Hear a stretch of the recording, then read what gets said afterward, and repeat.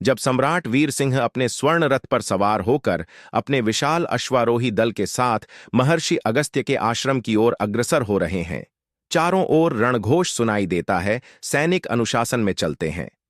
सम्राट वीर सिंह स्वर में गर्जना। धर्म और न्याय के मार्ग को स्पष्ट करने हेतु मैं महर्षि अगस्त्य के सान्निध्य में जाऊंगा। राजा का प्रथम कर्तव्य न्याय और सत्य की रक्षा है। आश्रम में पहुंचते ही वे अपने दिव्य तलवार को प्रणाम कर महर्षि को नमन करते हैं।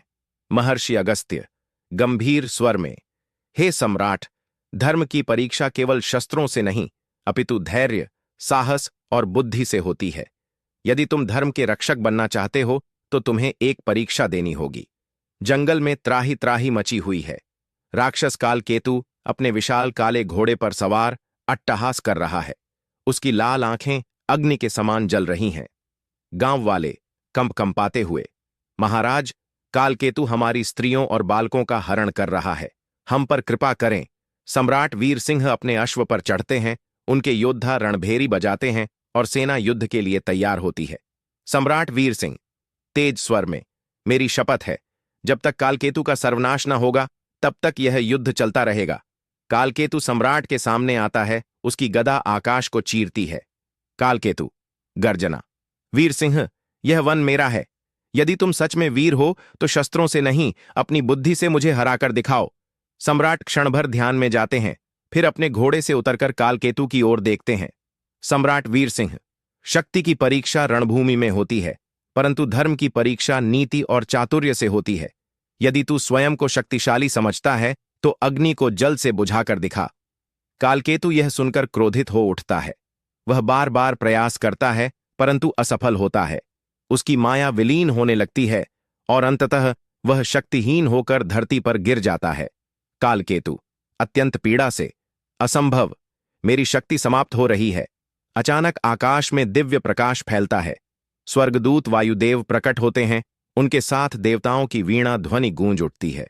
वायुदेव, हे सम्राट, तुमने धर्म और पराक्रम से अधर्म का नाश किया है। तुम धर्म की ज्योति हो। तुम्हारा यश अनंत काल तक अमर रहेगा।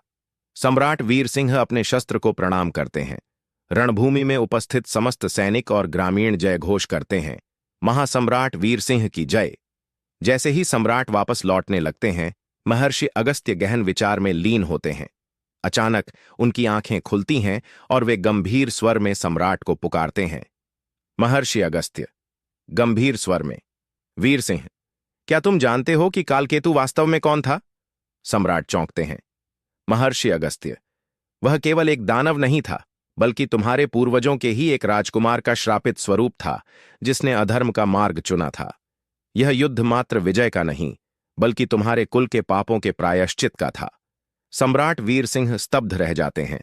वे आकाश की ओर देखते हैं और फिर अपनी तलवार को म्यान में रखते हैं।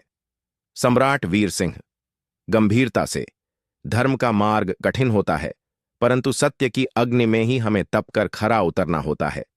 लेकिन युद्ध अभी समाप्त नहीं हुआ। सम्राट, कालकेतु मात्र एक माध्यम था। असली शत्रु अभी भी अज्ञात है। सम्राट वीर सिंह की आंखों में आशंका और जिज्ञासा झलकती है। समाप्ति या एक नई शुरुआत?